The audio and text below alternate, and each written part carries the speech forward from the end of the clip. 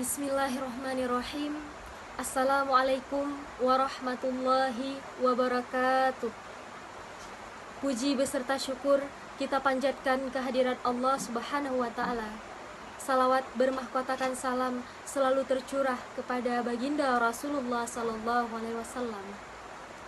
Yang saya hormati dosen pembimbing mata kuliah akhlak tasawuf, yakni Bapak Zulkifli SPDI MPD. Perkenalkan, nama saya Nurhaina dari Unit 2 Jurusan Pendidikan Agama Islam. Adapun tujuan saya membuat video ini adalah demi memenuhi tugas akhir saya dalam mata kuliah akhlak tasawuf. Pada kesempatan kali ini, saya akan memaparkan materi mengenai ajaran-ajaran tarekat yang ada di Aceh. Tarekat yang berkembang di Aceh pada saat ini, yang pertama, Tarekat Naqsyabandiyah. Pendiri Tarekat Naqsyabandiyah adalah seorang pemuka tasawuf terkenal, yakni Muhammad bin Muhammad Baha al-Din al-Uwaisi al-Bukhari Naqsyabandi.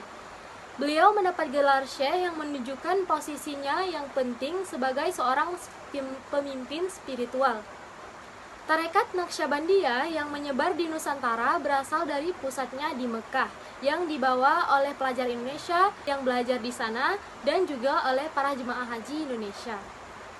Yang berhasil menyebarkan Tarekat Naqsyabandiyah di Aceh, yakni Syekh Muhammad Al-Wali Al-Khalidi, yang dibantu oleh sejumlah murid dan anak beliau yang sudah mendapat ijazah dari beliau untuk menyebarkan tarekat ini. Setelah Syekh Mudawali meninggal dunia, usaha pengembangan Tarekat Naqsyabandiyah di Aceh dilanjutkan oleh anak-anaknya, antara lain Abuya Muhyiddin Wali, Abuya Jamaluddin Wali, Abuya Nasir Wali, dan Abuya Ruslan Wali. Abuya Muhyiddin Wali merupakan anak tertua dari Syekh Mudawali. Beliau mendapatkan pendidikan agama langsung dari bapaknya sampai mendapat ijazah mursyid Tarekat Naqsyabandiyah Al-Waliyah. Sebagai pewaris tradisi pendidikan, beliau mengembangkan tarekat ini di berbagai daerah yang ada di Aceh dan Malaysia. Dan sekarang menjadi mursyid tertinggi Tarekat Naqsyabandiyah di Aceh, atau lebih dikenal dengan sebutan Sayyidul Mursyidin. Ketika beliau masih hidup, bersama dengan Abuya Jamaluddin Wali selaku adik kandung, sempat singgah ke daerah Mudi Mesra, Sabalanga, dan mengijazahkan tarekat kepada seluruh santri dan dewan guru Ma'hadul Ulum Diniyah Islamiyah atau MUDI di Masjid Raya Samalanga, Kabupaten Biren.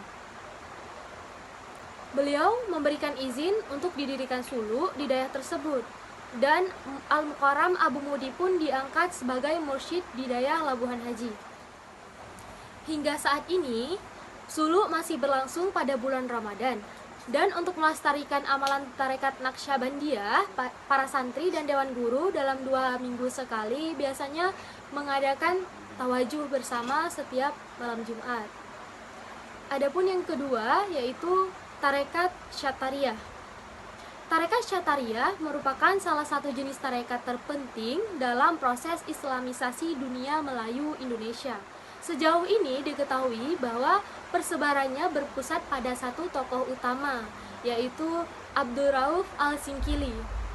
Beliau, melalui sejumlah muridnya, ajaran tarekat Syatariyah kemudian tersebar di berbagai wilayah di Melayu Indonesia. Adapun pemikiran tasawuf Al-Singkili dapat dilihat antara lain pada persoalan kecenderungan untuk merekonsiliasi antara tasawuf dan syariah. Penganut paham satu-satunya wujud hakiki, yaitu Allah. Sedangkan alam diciptakan bukanlah merupakan wujud yang hakiki, tetapi bayangan dari wujud yang hakiki. Silsilah Tarekat Syatariyah.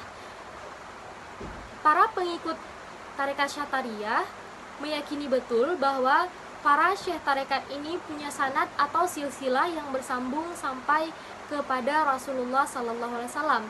Mereka juga meyakini bahwa Nabi Muhammad Sallallahu Alaihi Wasallam atas petunjuk Allah Subhanahu Wa Taala menunjuk Ali bin Abi Thalib untuk mewakilinya dalam melanjutkan tugas-tugas kerasulannya. Kemudian Ali bin Abi Thalib menyerahkan risalahnya kepada putranya, yaitu Hasan bin Ali, dan demikian seterusnya. Yang ketiga adalah tarekat Haddadiyah. Tarekat yang pendirinya dinisbatkan pada seorang wali kutub besar, yaitu Abdullah bin Alwi al-Haddad, yang nasabnya bersambung sampai kepada Rasulullah SAW. Al-Haddad berguru dan memperoleh mandat ataupun ijazah tarekat dari Said Muhammad bin Alwi Makkah bin Imam Abdullah bin Ali.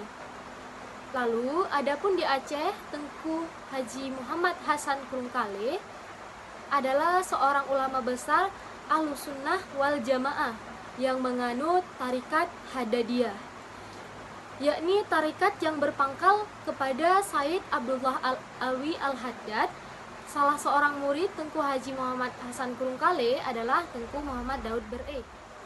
Lalu, adapun di Aceh, Tengku Haji Muhammad Hasan Krungkale adalah seorang ulama besar Ahlussunnah wal Jamaah yang menganut tarikat Haddadiyah, yakni tarikat yang berpangkal kepada Said Abdullah Alwi al-Haddad. Dan salah seorang murid Tengku Haji Muhammad Hasan Krungkale adalah Tengku Muhammad Daud Bere.